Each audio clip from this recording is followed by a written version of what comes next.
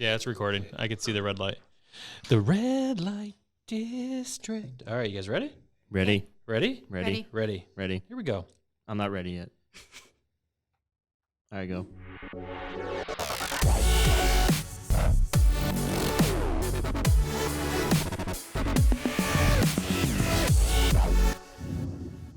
Welcome to the Geek Freaks Podcast. Episode number 3. Has technology changed the way we communicate? Guests today are David Looper and Celia Kinney. Did I say that right? Yeah, you got it right. Oh, what's up? You might have to get a little closer there. All right. So I guess, David, you're a younger man. Yes, sir.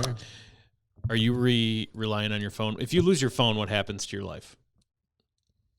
A lot happens in a short amount of time. But right now I have 2 phones, so that doesn't happen. What happens if you lose your phone, Celia? Not a whole lot. I just kind of feel naked, kind of like. Yeah. exposed. So like every morning, I try not to be too tied to it because I have kids. So when I come home, I can't have my phone on me because I have to play with my kids. But in the morning, the first thing I check before I leave the house is if I have my car keys, my wallet, and my phone. Mm-hmm. That's all I care about in the morning, which is stupid. But I know the first thing I do when I wake up is to check my phone. So you guys aren't relying at all, I guess. Maybe me so more. Well, do you use your phone as your alarm clock and things like that? Yeah. Now I do. I wasn't for a while. But I just went back to it. It's aggressive. It's real aggressive. Do you use your phone for an alarm? Yeah. Oh, yeah. Got it set to, it plays a song every time that I'm supposed to wake up. So. But you're going to learn to hate that song, I feel like. Yeah, I never listen to that song in the car. No. Because it's your wake up song. Do you listen to music too? I got like the doom dum doom dum doom dum dum dum dum, just like chimes.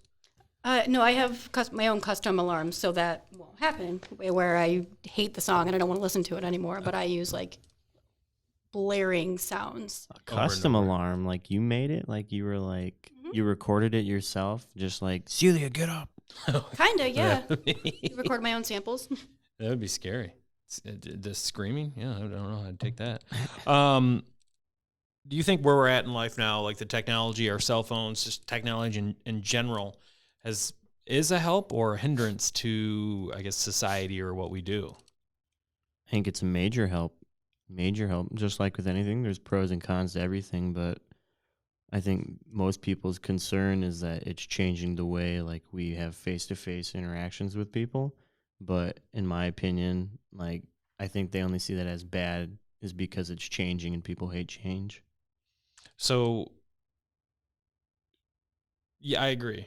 And I don't, because it's hard for me because I'm in this weird You're old, yeah, I get it, man. Yeah, I grew up with a phone. I had a phone. It wasn't this cool of a phone.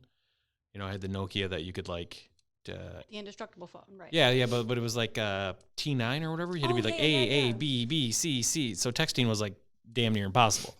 But now I see it as it kind of ruins my life because you can't bullshit. I can't tell a great story with a good bullshit in there because people Google everything, or I'll look it up right now, and you're like, oh, okay. No, that's false. You can still falsify things on the web. So I have to go and edit a Wikipedia page real quick. There's the old trick. It's called the Lorenzo Matter trick. What's that? If you are familiar with How I Met Your Mother, okay. So I'll explain. Lorenzo Matter is you go into a bar and you introduce yourself as a man named Lorenzo Matter, and you tell a bunch of lies about yourself, but you've previously made a bunch of different web pages confirming who you are as a liar. No, that's not nice. That seems like a lot of work. Yeah. I mean, it's one-time work. Yeah, sure, it's work, but whatever. Yeah, but I'm just saying, I can't tell a story about a giant fish, or you know what I mean? Because people look everything up now. We have a computer in our pockets. It's crazy. Or I guess I'm guilty of it too. Go out to dinner with your significant other, and you spend at least 50% of the time staring at your phone instead of having a conversation. I both agree and disagree with that because my boyfriend and I, we go out to dinner all the time, but we actually play cooperative games together. So if I have my phone out and he has his phone out, we actually like talk about it and strategize like what we're going to do in the game. And then it passes time where we're not staring at other people or, it's something that we enjoy doing together. Yeah, I understand that aspect of it. So I guess it kind of depends on what you're trying to get out of it. Right. We go out to the bars and with our friends, and all the wives and girlfriends and stuff will be on their phones looking at like Instagram or Facebook, and instead of having a conversation. And maybe sometimes it brings up conversation amongst them, but I feel like that aspect has ruined things.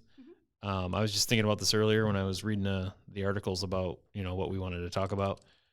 Dating, it's changed dating too, aggressively. That's a big smile there, David.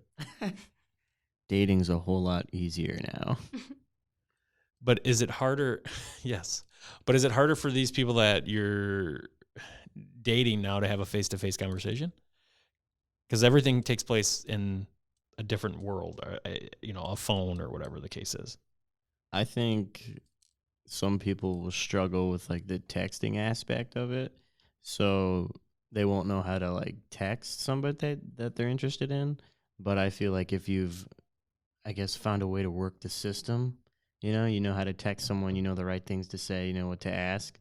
But as far as like face-to-face interactions, I personally have never had an issue with that. But I don't know if that's something some people struggle with. So that's, I guess, maybe not having that conversation is a negative, but maybe the positive is that you get to meet people you'd never meet before in your circle of friends. Yeah, I think what he's trying to get at is like the new technology with dating kind of almost gives people the confidence of, instead of walking up to a pretty girl and saying, hey, can I buy you a drink? They can just match on Tinder. And it's like, oh my gosh, this person does actually have an interest in me because we both matched. Like they swiped right and I swiped right. So that kind of gives them a little bit of a boost of confidence, being like, yeah, I'm going to talk to this girl. And then if she texts him back, that could be really cool. Yeah. No, and that's the positive is you don't know until you know, I guess. Like, try. And I don't go out to the bars anymore. Cause I don't do that type of thing. My body's a temple. But okay, so say you might go out to the bars, David. Do you see like a lot of ladies and men buying each other drinks anymore? Or is it just more like, hey, what's your MySpace page, babe? Oh yeah, for sure. Like guys still buy girls drinks. That's but like with that though, I think that's more of like a guy will just do it because they think like that's how you like would get a girl. But what I've seen 90% of the time is like girl will be like, okay, thanks, bye, and then walk away. Right, exactly. Well, I mean that's kind of perfect too, right? Free drink. Do you think you can go 24 hours without the internet, your phone, a computer? What do I get in return? Nothing. You just have to go. I've done that. Yeah, music festivals. You can't really have your phone if it goes dead. Nah, I don't think I can do it. No way. Whole weekend. I think I could do it. Yeah. There's no way. No? No, there's too many people I talk to. So it would take like a prize for you to be able to yeah. do it. Like if you were like, here's $100, I'd be like, that's too easy. Yeah, I'll go without it. But just for like fun, that's just a waste of time. Well, maybe not fun. Maybe the scenario is that the networks, the internet goes down on everything. Now your phone is just like used to look at whatever's on your phone. You can't access any information on it. It's just a phone. No, that'd be all right. If I could still text people, that'd be all right. Like if I can't text people, that'd be a struggle. Okay. I mean, that's fair. I'll like, one of the articles we were reading was like 17% of kids, college kids, couldn't go without their phone for 24 hours. That's a lot. 24 hours isn't that long. You could sleep for 12 of it. That's fair, yeah. The other 12, find something to occupy your time with. Or take a really long nap. So digital dementia is something you guys all know I suffer from it because I can't remember things if it's not in my phone or reminded like calendars. Let's play a little game here. Can you name 5 phone numbers without looking at your cell phone? Like, can we repeat them? Or? I wouldn't say them out loud, but you do think, like in your head, could you know 5 phone numbers without? No. Oh, yeah. Yep. Got my mom, my dad, Popeyes. Popeyes on West Main. That's aggressive. That's how you treat your body like a temple. I do, yeah. Okay. You got to treat it sometimes. Yeah. Sometimes you need a break. I get it. I know. I'm not saying, man. Hey. Sometimes that break comes like every other day. I don't know. No, that's a lot of breaks. I couldn't do it. Yeah, I could do it. I lied. I think, all right, so when I was younger and like iPhones weren't like as popular as they are now, I had to memorize like some phone numbers that stuck with me. But now I think I just have like my mom, my dad's, and then a few that I had memorized like from years ago. Yeah, like I know my childhood phone number. I know the work office number. I know the service desk number. I mean, I know numbers without looking at my phone. What about birthdays? Every birthday I have is in my calendar, and my wife puts it on there. It's on Facebook now. I don't have it, so I don't know people's birthdays. I typically keep a pretty good track of in my head of people's birthdays. So birthdays I can get because not everybody's on Facebook. My boyfriend, for example, he's not on Facebook, so it's really sad for him when his friends don't say happy birthday to him because he's not on Facebook because they don't remember it. Yeah, that is a bummer. When I had it for a little bit, I did appreciate the birthday messages. I'm horrible. I'm notorious. Like, I don't know my kids' birthdays. I do to a point. Like, I know when they were born. I just fudge it up sometimes. I miss it by a day or two. My wife's birthday is celebrated the entire week of April, the first week of April, because I know her birthday falls somewhere in there. So, yeah, I mean, it's a thing. And I think it's a thing because ease of use now. Like you said, you remembered the phone numbers from when you were a little kid. Yep. You didn't have an iPhone. So, I mean, that's the point right there is now we're lazy and we don't have to remember certain things. Well, I think that's the point of it, though, is so we can be lazy. I don't think it's a bad thing. But why would you want to breed a lazy culture? Why would you not want them to work at something? What's the point of working? Because everything was created to be automated, right? Like everything you're doing is so you can be more lazy. How about instead of lazy, we say efficient? Efficient, yeah. There you go. All right. Yeah, I mean, yeah, you could chalk it up as like being lazy, but when you said that, I totally thought of the captain on Wall-E that rides around in the chair and can't stand up. That's a movie. That's a great movie. That's a great movie. Solid movie. What about putting down your smartphone? Like, so one of the articles is like, I don't know what it was. People touch their mobile devices more than 2,600 times a day. This is, if I'm reading this correctly, Americans touch their mobile devices more than 2,600 times a day. I just usually leave mine in my desk if I need to or have to. I don't really rely on it too much unless I get like a notification. Then I don't have to touch my phone. But it seems a bit high. Yeah, it's kind of low to me. You really grab it that you touch it that much? Touch it, pick it up, look at the time, messages. Yeah, maybe that's a true number then. Mm-hmm. That's crazy. What else do you touch that much? David, don't. Within reason. I mean, you touch nothing else that much. That's fair, yeah. Well, I don't know about that. Maybe keys on a keyboard? Yeah, your mouse. Work-related thing, but like a non-important item? That's crazy.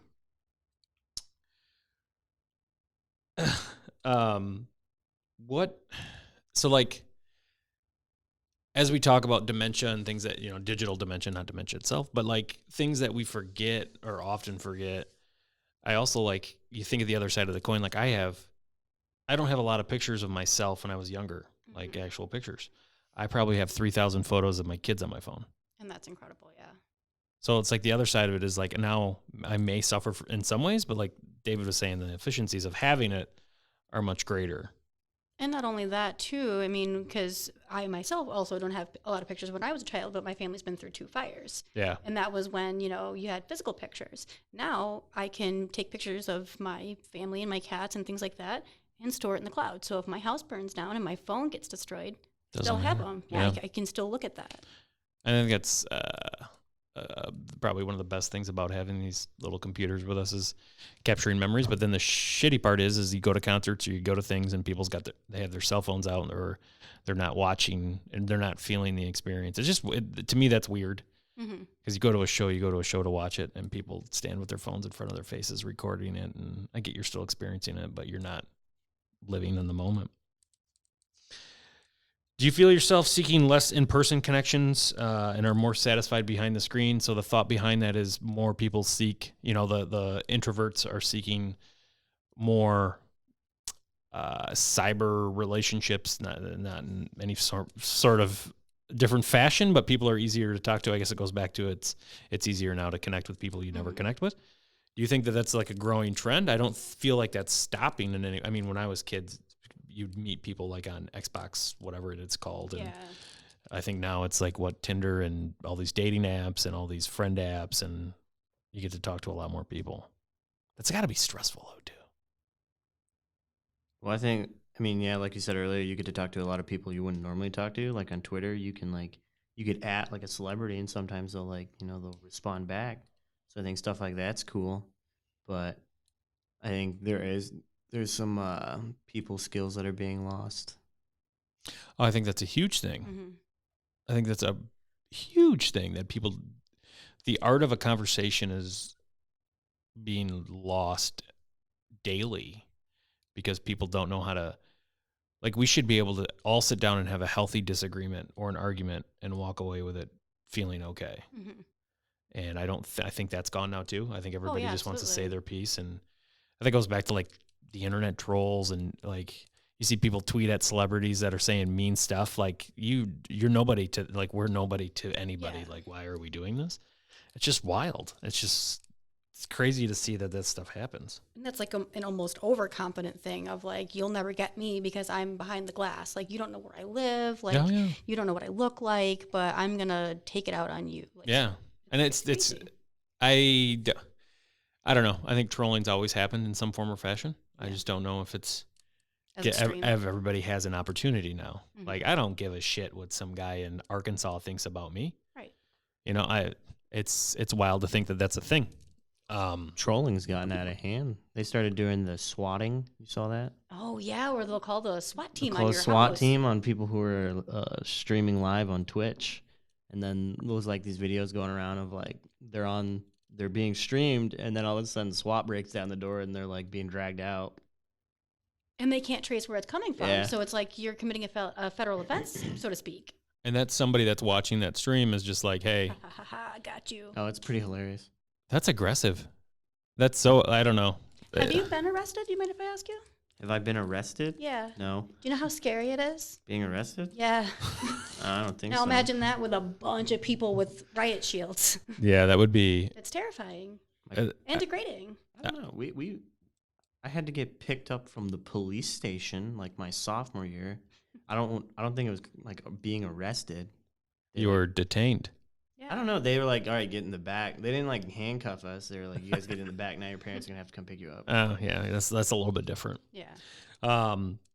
So with the way things are and the way things are trending, if you had to look into a glass ball and kind of say what's going to happen in the next 3 to 5 years, what do you guys think is going to be the next wave of, digital communication or even tools that we're going to have access to allow us to be more efficient? I don't think it's going to be communication, but definitely for sure. I don't know if in 3 to 5 years, maybe 10 to 15, I think we are going to be paying for everything with our thumbprints. We're not going to be using credit cards or anything like that. We'll just be using our thumbprints. So we will be the unique identifier to something. Correct. Okay. They already have right now RFID implants that a lot of companies will actually track their employees with, or you put money vouchers on, and they just go up and it's in an RFID chip, and boom, credits are disabled. Yeah, I don't know. I'm not feeling that. I'll stick with my cash. That's too bad. That's how you're gonna have to pay for stuff now. So I show up with a 20, and they're like, "Sorry, sir, we don't accept that Only currency." Thumbprints. Only thumbprints. Jeepers creeper! What if you don't have thumbs? Ooh, that. Yeah. What are you gonna do? Good one there. Good call. Yeah. Do you think that it's affecting our future, our kids? Absolutely. Or, because when I think of my children, I think of the ways I didn't have to deal with cyberbullying because it didn't exist. Right. I had to deal with real bullying, and they still have to deal with it in some form or fashion. But now they can't escape it, and I think that's the scarier part. Being a father is that you can't run anymore because they get you. So the future of what can possibly happen is scary to me. Probably not so much you guys because you're younger. I don't know. With cyberbullying, my dad always told me, he's like, there's a way you can get around that. And he's like, it's called that power button right there. You just hit that power button, you turn it off, and bada boom, it's gone. Yeah, I mean, I get that, but I think it would be incredibly hard to tell a adolescent kid that you can't go on the internet or you can't talk to your friends in this form or fashion, because I think on some level at that age it's addicting. Well, I think like his point was, if it bothers you so much, Leave it alone. Yeah. If you can't like figure out how to deal with it or get past it or like grow thick enough skin. And a lot of social media nowadays, they have like protocols in place where you can block people, you can disable the account, you can make it to where people can't see you or what you post. So instead of taking something that your child might enjoy away from them because there are mean people out there, is almost not fair. It's not fair. No, and that's what is so weird to me, is that things are being ruined and things are being taken away from people because of things they can't deal with, or not deal with, but like stop.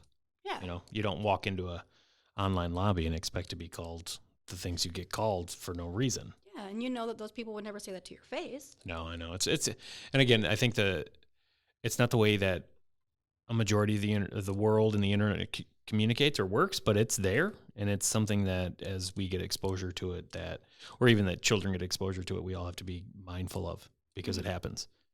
I mean, I don't know, even if I play like a game on my iPhone and there's other people involved, if I set my phone down and that game's on, you can hear people screaming and swearing into the mic, and I'm like, oh, gotta mute that. I got kids around, children around, but it's crazy. I think it is going to change, and I think that for good or bad, I don't know, but it's going to change, and it's going to be. I think that we're going to go to a paperless system. I don't know if it's going to be a handprint or anything else, but I don't know. But I think it's going to end up coming sooner than later. The way everything's changing, like McDonald's has kiosks now. Oh yeah, totally. Taco Bell had a kiosk the other day when we were in there. They deliver now, so you don't even have to leave your house. Taco Bell's on that next level right now. So does McDonald's. The McDonald's delivers too. Really? Oh yeah. Come my on, guilty David. pleasure. We can begin McDonald's delivered. I didn't know that. This is news to me. Well, see, we all learn. This is a game changer. Today we're learning. But yeah, anyway, guys, I appreciate it. Thanks for your time today. Thanks for listening to the Geek Freaks podcast. Make sure you subscribe and tune in for the next episode.